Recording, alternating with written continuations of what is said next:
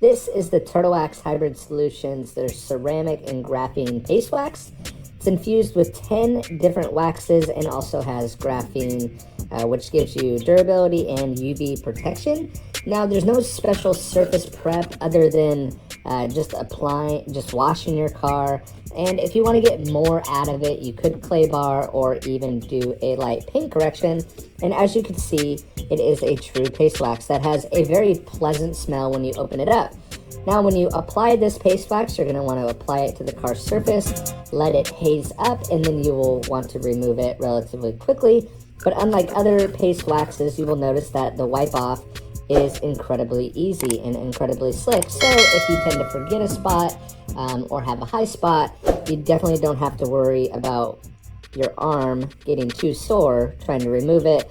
It's very pleasant. This is the 75th anniversary bottle, and it is the Turtle Wax Hybrid Solutions Graphene and Ceramic Paste Wax. If you're looking for a new paste wax that offers really good durability and extreme color depth, gloss, and slickness, you will be very satisfied with this one.